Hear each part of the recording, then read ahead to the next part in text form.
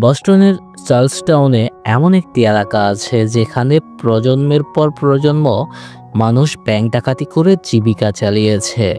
এখানেই শুরু হয় আমাদের গল্প, বন্ধু, বিশ্বাসঘাতকতা আর ভালোবাসার এক মারাত্মক খেলায়। ডক ম্যাকরে আর তার শৈশবের তিন বন্ধু জেম, ডেজি আর আলবার্ট একটি নিখুঁত পরিকল্পনা করে ব্যাংক ডাকাতি চালায়। তারা মুখোশ পরে, হাতে বন্দুক, দ্রুত ঢুকে ব্যাংকের সবাইকে নিয়ন্ত্রণে আনে। কিন্তু এই ডাকাতির সময় তারা ব্যাংক ম্যানেজার ক্লেয়ার কিসিকে জিম্মি করে নিয়ে যায়, পরে নিরাপদে ছেড়ে দেয়। পরে ডগ বুঝতে পারে ক্লেয়ার তাদের এলাকাতেই থাকে। পুলিশ যাতে তাদের খুঁজে না পায় তাই ডগ তাকে নজরে রাখে। কিন্তু অদ্ভুতভাবে নজরদারির মধ্যেই ডগ আর ক্লেয়ারের মধ্যে সম্পর্ক গড়ে ওঠে। ক্লেয়ার জানে না ডগই সেই ডাকাত দলের নেতা।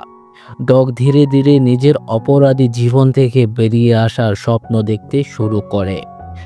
এদিকে জ্যাম, ডগের সবচেয়ে ঘনিষ্ঠ বন্ধু, বিপজ্জনক ও উত্তেজনাপূর্ণ জীবন ভালোবাসে। সে জানে ক্লেয়ার তাদের দেখে ফেলেছিল, তাই তাকে ভয় দেখানোর চেষ্টা করে।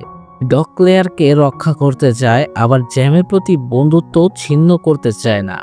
অপরদিকে এফবিআই এজেন্ট অ্যাডাম ফ্লোরির দল তাদের পেছনে লেগে আছে, প্রতিটি ক্লু দিয়ে তাদের ঘিরে ফেলেছে। তাদের পরবর্তী টার্গেট ফ্যানওয়ে পার্ক স্টেডিয়াম, যেখানে তারা লক্ষাধিক ডলার ডাকাতি করার পরিকল্পনা করে। পরিকল্পনা শুরু হয় নিখুঁতভাবে, কিন্তু পুলিশ তাদের ঘিরে ফেলে।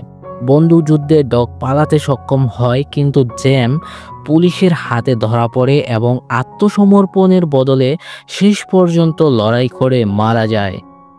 ডগ ক্লেয়ারকে একটি চিঠি পাঠায় যেখানে সে তার প্রতি ভালোবাসা জানায় এবং তার জন্য টাকা রেখে যায় যেন সে নতুন জীবন শুরু করতে পারে। ডগ নিজে বস্টন ছেড়ে অজানা জায়গায় চলে যায়, অপরাধের শহর থেকে দূরে, কিন্তু চিরতরে একা হয়ে।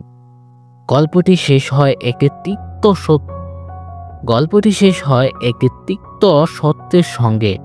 কেউ কেউ তাদের অতীত থেকে পালাতে পারে, কিন্তু তার জন্য ত্যাগ স্বীকার করতে হয় সবচেয়ে প্রিয় জিনিসগুলোর। তো বন্ধুরা, কেমন লাগলো আজকের ছোট্ট একটি এক্সপ্লেনেশন? তো অবশ্যই জানাবে কমেন্ট করে। দেখা হচ্ছে পরের ভিডিওতে। বাই।